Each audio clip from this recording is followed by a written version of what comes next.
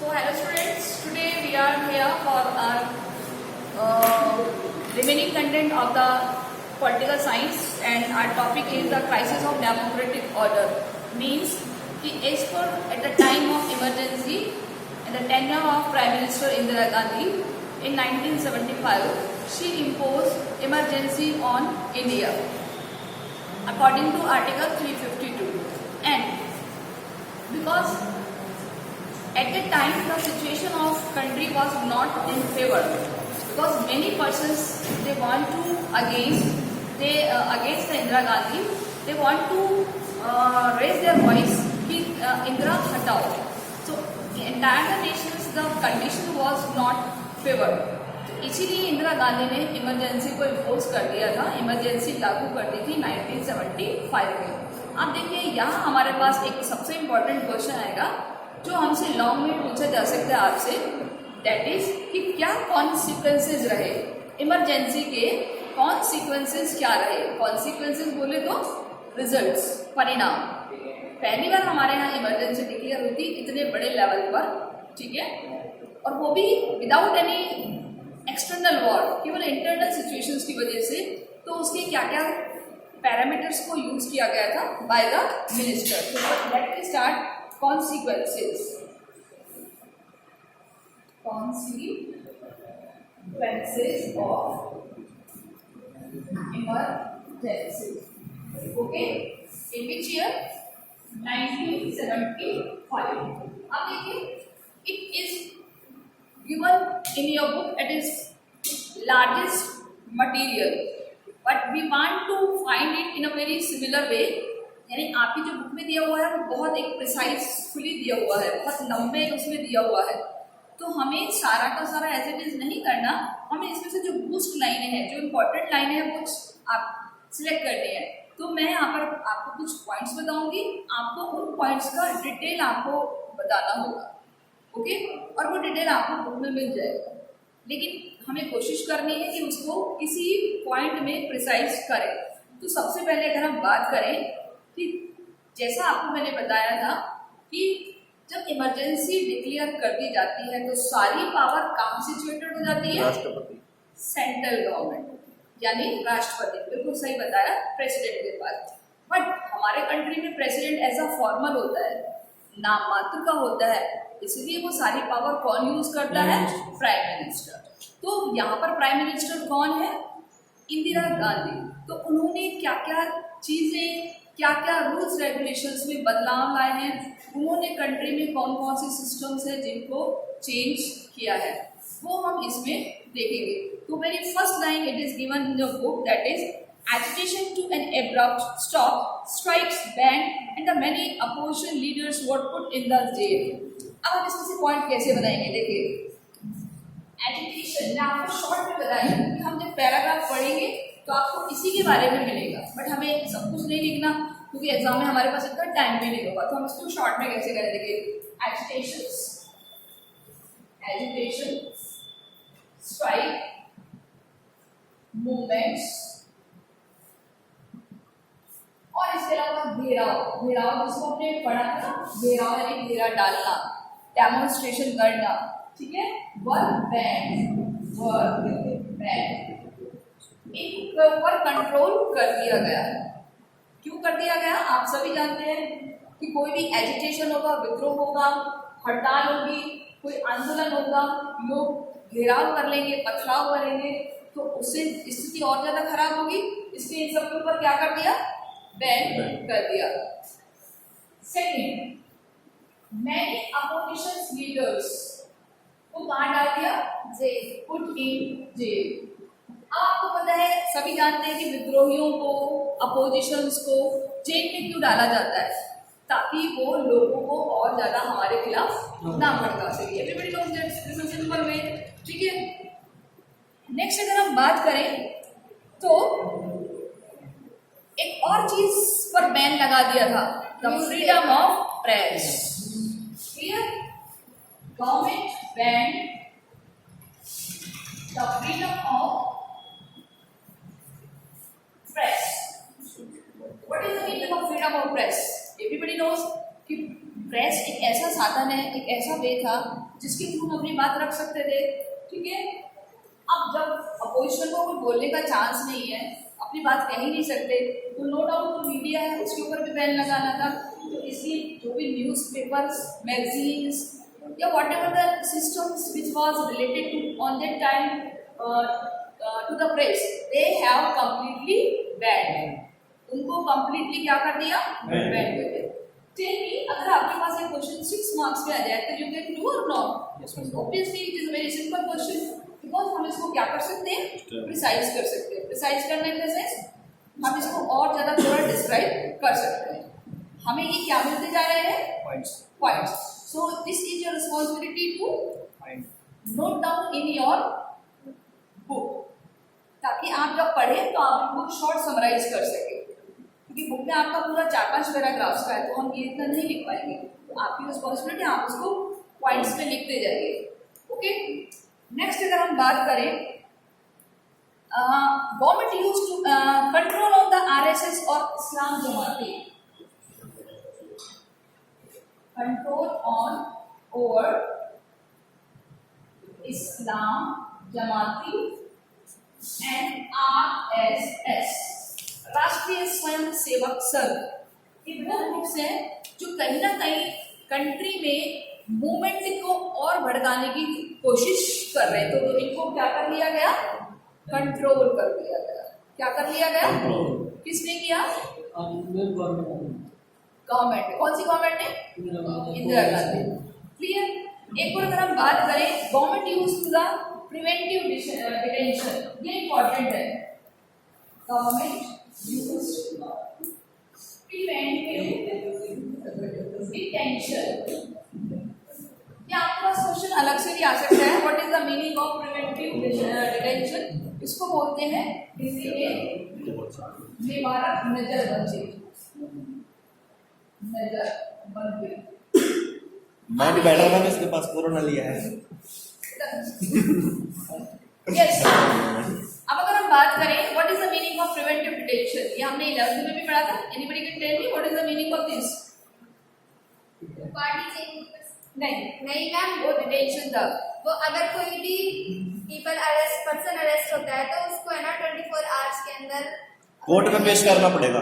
Habeas corpus certificate क्या होता है, ये बताया। यहाँ पर बिना किसी संदेह के, बिना किसी रीजन के किसी को भी अरेस्ट कर लिया जाता है, केवल इसलिए कि ये हमें नुकसान पहुंचा सकता है, तो उसको क्या कर दिया जाता है, नजरबंद। इसी को क्या कहते हैं, प्रिवेंटिव डिटेंशन। तो उसको अरेस्ट कर लिया जाता है। एक होता है कि हमने कुछ अपराध किया तो हमें अरेस्ट कर लिया, तो वो तो सीधा सीधा केस हो गया। अब ऐसी सिचुएशन जब आपातकालीन जैसी हो, उस ड्यूरेशन में क्या होता है कि सरकार किसी को भी अरेस्ट कर सकती है, क्योंकि सारी पावर अब किसके पास आ गई, सरकार, गवर्नमेंट के पास आ गई। किसी को भी उसने अरेस्ट कर लिया, आप नहीं पूछेंगे कि भाई मुझे गिरफ्तार क्यों किया है। गवर्नमेंट क्या कहेगी, भाई तेरे से खतरा है, इसलिए हमने तेरे को अरेस्ट किया, जब तक सिचुएशन नॉर्मल नहीं हो जाती। इसको क्या कहते हैं, प्रिवेंटिव डिटेंशन। 24 घंटे तक कर सकते हैं, ठीक है। आपको क्वेश्चन आ सकता है what is the meaning of preventive detention, क्या होता है प्रिवेंटिव डिटेंशन? आप इसमें लिखेंगे without any reason government can arrest a person, government can not give the reason to the person कि हाउ टू दे अरेस्ट, उनको क्यों गिरफ्तार किया है। Okay, this system is known as preventive detention. अब इसमें देखो, आपने हेबियस कॉर्पस पढ़ा था, ये भी आपसे पूछा जा सकता है। हेबियस कॉर्पस, जिसको हम बोलते हैं बंदी प्रत्यक्षीकरण, ये पढ़ी है आपने टर्म 11th क्लास में, ठीक है। इसको कब यूज किया जाता है, जब आपको अरेस्ट कर लिया हो और आपको 24 घंटे के अंदर अंदर कोर्ट के समक्ष प्रस्तुत किया जाएगा कि यदि आप अपराधी हैं या नहीं है, ये प्रूव करने के लिए। सपोज कि अगर कोई अपराधी नहीं है तो वो अननेसेसरी वो जेल में है, और अपराधी है तो कोई दिक्कत नहीं है।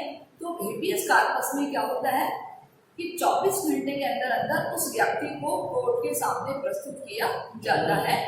तो at the time of emergency क्या वो हेबियस कॉर्पस का यूज कर सकते हैं? नहीं कर सकते। क्योंकि आपको किसने अरेस्ट किया है? गवर्नमेंट ने। शक में, संदेह में, आपने कोई अपराध थोड़ी किया है। अच्छा। क्योंकि इमरजेंसी है, जैसे धारा 144 लगती है, मैम जैसे किसको किया था मैम एग्जाम्पल? बहुत सारे लोगों को उस टाइम ऐसा कोई ऐसा स्पेसिफिक एग्जाम्पल नहीं है इसका कि उस टाइम गवर्नमेंट ये कर सकती थी, यानी इसके क्या क्या रिजल्ट रहे इमरजेंसी के।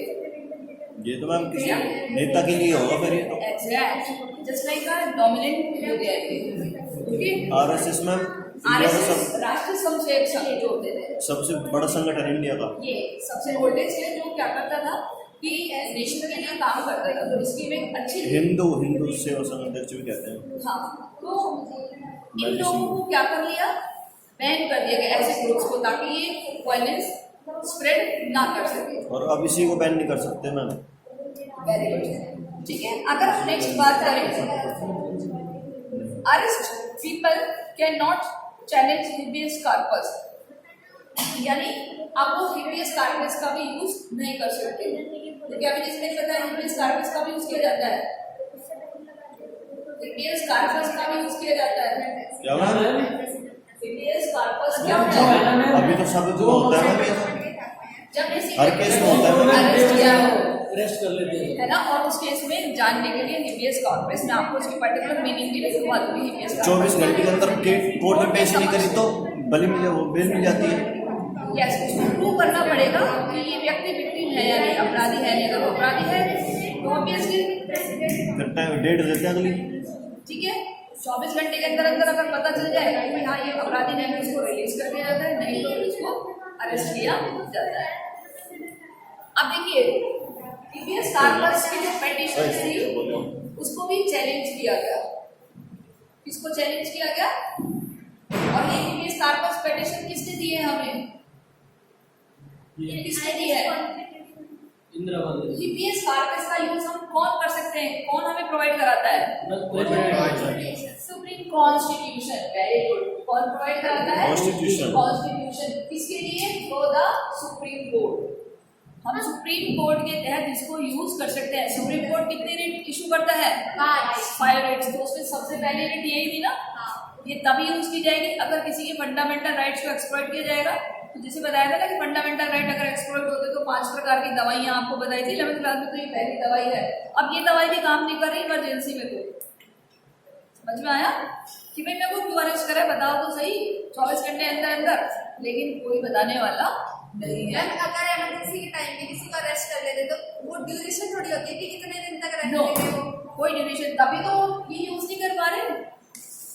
ठीक है, नेक्स्ट अगर हम बात करें, और मैम ये जो प्रेस पे बैन लगाया था, अगर कोई न्यूज़पेपर मान लो देना साफ नहीं चाहता है, आपने पहले वाली लाइन नहीं पढ़ी, ये साफ लिखी हुई, the worker opposition the parties were arrested, the cabinet inform about the special meeting, कहाँ गया, फखरुद्दीन अली अहमद के टाइम आया था, all electricity of major, electricity को काट दिया गया, major newspaper office disconnected. But आगे ये भी तो दिख रहा है कि अगर कोई न्यूज़पेपर प्रेस करना चाहती है, कोई भी न्यूज़ पब्लिश करना चाहती है तो उसे वो गवर्नमेंट से पूछना permission होगा, लेना होगी ना। सेंसरशिप। तो आप अपने व्यू तो दे ही नहीं सकते ना, अगर आप उसके अगेंस्ट भी तो गवर्नमेंट के, ठीक है, आप दे सकते हो अपने व्यू, बट बिल्कुल बैन थोड़ी लगाया था, लेकिन लेकिन तो कर ही सकते थे ना। अरे भाई वो चीज बैन हो गई जो जिससे विद्रोह भड़के। फ्रीडम बैन की है। क्लियर? क्या क्या चीज बैन हो गई थी? फ्रीडम है कि आप कुछ भी नहीं बोल सकते इंदिरा गांधी के खिलाफ और कांग्रेस के खिलाफ बिल्कुल नहीं अच्छा, बोल मतलब सकते। किसी अपोजिशन में वो नहीं दे सकते अपने व्यूज। अगर आपने कोई न्यूज दी है तो सबसे पहले उसको चेक किया जाएगा कि वो कहीं देश के लिए खतरा तो नहीं है। तभी से हमारे यहाँ क्या शुरू हुआ? सेंसरशिप। क्या शुरू हुआ था? सेंसरशिप। सेंसरशिप ही पास करता है सभी चीजों को, न्यूज को, तभी वो न्यूज़पेपर में पब्लिश होती है।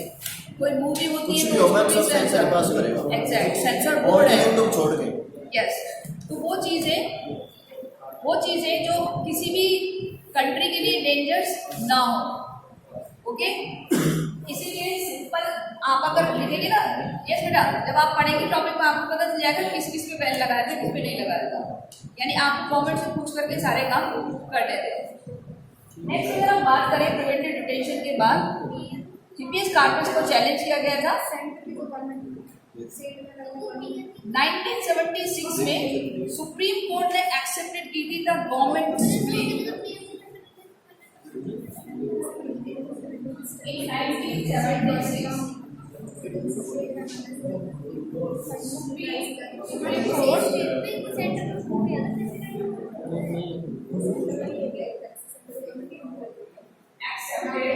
अब देखिए वैसे तो सुप्रीम कोर्ट सबसे बड़ा है, लेकिन 1976 को में सुप्रीम कोर्ट को भी क्या मानना पड़ा? एक्सेप्टेड द गवर्नमेंट स्प्लिट,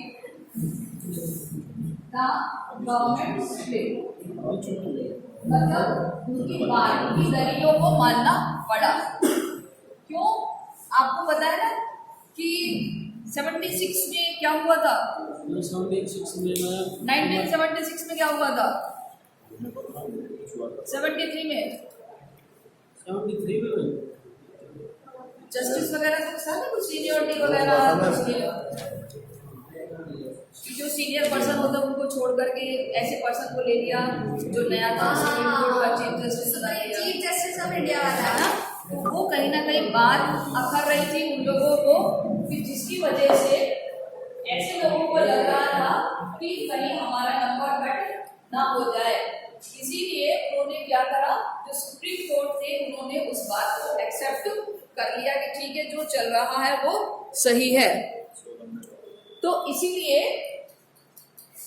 वैसे तो सुप्रीम कोर्ट की जो चीफ जस्टिस होते हैं अपॉइंट करता है प्रेसिडेंट और एडवाइस करता है प्राइम मिनिस्टर। तो यहाँ पर कहीं ना कहीं सुप्रीम कोर्ट भी डाउन पड़ा है, डाउन इन द सेंस कहीं ना कहीं उसको भी अपनी इमेज से रिस्क महसूस हुआ है। जब आप इस पैराग्राफ को पढ़ेंगे आपको सारी चीजें 1 by 1 मिल जाएगी। कहीं लिखा हुआ है कि 1976। वेरी गुड, ठीक है। और इसके अलावा नेक्स्ट क्या हुआ था? द गवर्नमेंट कैन, अब देखिए क्या कि government can take away citizens right. क्या था? The government can take away citizens fundamental rights. क्या कर सकती है? फंडामेंटल राइट्स को लाइफ और लिबर्टी वाला ये बस। एक मिनट, मतलब अभी तो हम सारे फंडामेंटल राइट्स की बात कर रहे हैं, जबकि फंडामेंटल राइट की प्रोटेक्शन कौन करता है? Supreme court. लेकिन यहाँ सुप्रीम कोर्ट को क्या मानना पड़ा कि गवर्नमेंट चाहे तो वो लोगों से क्या वापस ले सकती है? फंडामेंटल यहाँ तक कि कौन सा भी लाइफ, राइट टू लाइफ और liberty. Liberty. Very good. Ma'am ऐसे करके मार सकती है किसी को। Right to life and liberty. Clear? अब देखो राइट टू लाइफ पर क्या सरकार का अधिकार है क्या? कौन सा आर्टिकल है राइट टू लाइफ का? सुप्रीम कोर्ट आर्टिकल 21, जीवन जीने का अधिकार जो हर किसी का होता है। वैसे तो कहते हैं कि इस अधिकार को हमसे कोई नहीं छीन सकता चाहे कितनी भी इमरजेंसी हो, लेकिन उस टाइम पे ये बात आ गई थी कि अगर सरकार चाहे तो आपका जीना दुश्वार कर सकती है, आपको मृत्यु दंड दे सकती है। ये था राइट टू लाइफ का। देश के खिलाफ इमरजेंसी क्यों लगी थी मैम? इमरजेंसी 1975 लगी क्यों लगी थी। थी? ठीक है, क्लियर? स्टॉप तो अभी उस टाइम आपकी लिबर्टी पर, आजादी पर और राइट टू लाइफ पर बैन हो गया था। मैम इसमें दोबारा शुरू कर दी मैम, समझिए ना। अरे हो जाएगा मैम, कर देंगे चलो चलो, कोई नहीं हो गया। तो अब दो बार कर देंगे। habeas corpus, what is the meaning of habeas corpus? So everyone write on your notebook. देखिए it is the, देखिए it is the, दोबारा इसको खत्म करके दोबारा स्टार्ट कर लो। बीच में जब चलना है ना अरे कुछ नहीं है मैम, हो जाएगा सब, पता भी चलना चाहिए ऐसा होता है। yes, meaning of habeas corpus. देखिए everyone meaning of habeas corpus लिखो। It is a petition, habeas corpus petition. Meaning of habeas corpus petition. देखिए it is a petition law that it is a petition law that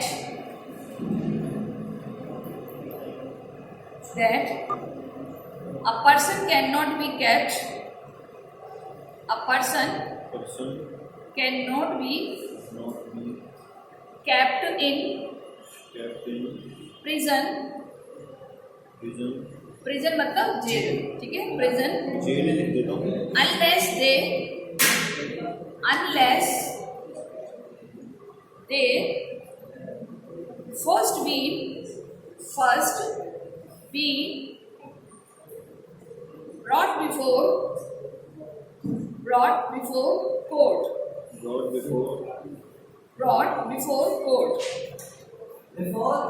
before court,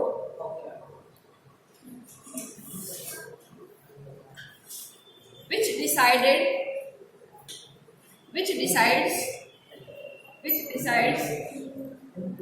whether it is legal for them to kept in prison. So who will decide? The court will decide. कौन decide करेगा? Court will decide. Supreme court decide. Ma'am court can decide In 24 hours. तब तक उसको बंदी नहीं बनाया जाएगा, court के सामने उसको प्रेजेंट किया जाएगा एंड देन कोर्ट में प्रूव हो जाता है कि yes he is victim, then उसको प्रेजेंट किया जाएगा, अदरवाइज नहीं। ओके, अब नेक्स्ट पैराग्राफ में अगर हम बात करें तो कुछ न्यूज़पेपर पर बैन लगा दिया था। हिंदुस्तान देखिए ये दो एक्स्ट्रा क्वेश्चन है, प्रिवेंटिव डिटेंशन और हिबियस कार्पस, पता चल गया, ठीक है। Next we will discuss about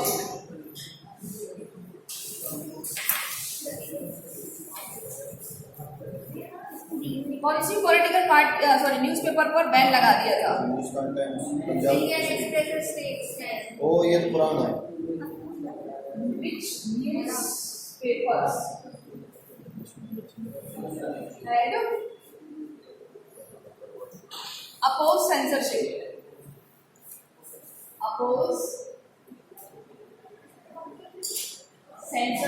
कौन कौन से न्यूज़पेपर के नाम दिए हुए हैं? मैम इंडियन इंडियन एक्सप्रेस और स्टेट्समैन। पहला है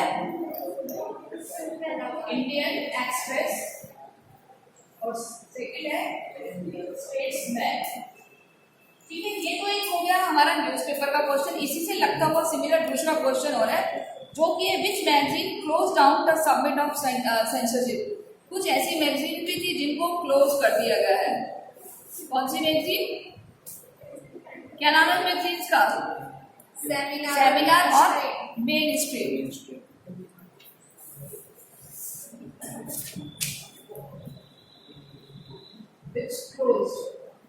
पहली है सेमिनार और दूसरी है main stream.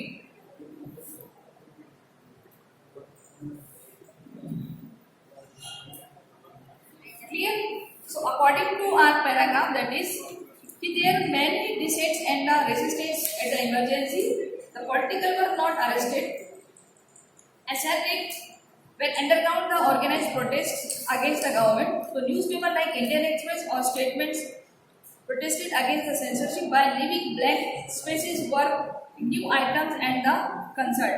Magazines like the Seminar and the Mainstream choose to close down rather than submit to censorship. यानी इन दो मैगजीन्स ने अपने आप को क्लोज करना ज़्यादा बेटर समझा। क्लियर? एक और क्वेश्चन है इसमें small. Kannada writer Shivaram Karanth, underline कर लीजिए, शिवराम करनाथ रिवार्डेड ऑफ पद्म भूषण। कौन सा अवार्ड मिला है उनको? पद्म भूषण। और दूसरे हैं फणीश्वर नाथ रेणु, हिंदी के बहुत बड़े कवि हैं ये फणीश्वर नाथ रेणु। इनको कौन सा अवार्ड मिला है? पद्मश्री। कौन सा मिला है? पद्मश्री। पद्मश्री बोलते हैं। ये हमारे यहाँ के सबसे सर्वोच्च रिवॉर्ड है जो सरकार देती है हमें, पद्मश्री, पद्म विभूषण और भारत रत्न, सबसे बड़ा भारत रत्न, ठीक है। तो पद्मश्री किसे मिला है? फणीश्वर नाथ रेणु। और पद्म विभूषण किसे मिला है? कन्नड़ के जो राइटर हैं जिनका नाम है शिवराम करनाथ। इन्होंने क्या करा देखिए, they written award the protest against the suspension of democracy. Democracy खत्म होने की वजह से इन्होंने अपने रिवॉर्ड लौटा दिए। किन दो व्यक्तियों ने at the time of emergency अपने रिवॉर्ड्स लौटा दिए हैं। शिवराम कर्नक ऑनोरिये रेनू। पहला नाम क्या है? शिवराम कर्नक और दूसरा नाम क्या है? अंशीवारनाथ रेनू। क्लियर? ये दो व्यक्ति हैं जिन्होंने अपने रिकॉर्ड लौटा दिए। शिवराम को कौन सा अवार्ड मिला है? पद्म भूषण। और फणीश्वरनाथ रेणु को कौन सा मिला है? क्लियर? ठीक है। And the parliament also brought many new changes to the constitution. The background of the ruling Allahabad court, the Indira Gandhi case. और सबको पता है कि इंदिरा गांधी के ऊपर जो केस दायर हुआ था वो कौन सी कोर्ट में हुआ है? इलाहाबाद कोर्ट में। और कौन व्यक्ति जिन्होंने केस दायर किया है? किसने किया है? नेक्स्ट पैराग्राफ में आपको मिल जाएगा, लास्ट जो आपको पढ़ा है। ठीक है, जगमाल सिंह। क्लियर? अब हम बात करेंगे। अब देखिए यहाँ पर कुछ और प्रोविजन। जो पद्म भूषण अवार्ड होता है, जो पद्म श्री अवार्ड होता है, वो अलग अलग होते हैं ना? क्या अलग अलग नाम भी अलग कैटेगरी तो होता है? मतलब कैटेगरीज होती है कि कौन किस फील्ड में काम कर रहा है, उसको उस फील्ड के अनुसार उसका क्या क्रेडिट रहा है। तो दोनों ही तो राइटर हैं, दोनों ही तो उपाधियां हैं तो भारत सरकार देती है, राष्ट्रपति देता है। पद्म विभूषण, पद्मश्री। भारत में कितने लोगों को मिला है मैम? तो किस बेसिस पे देते हैं? ये आपके अचीवमेंट के बेसिस पर मिलता है।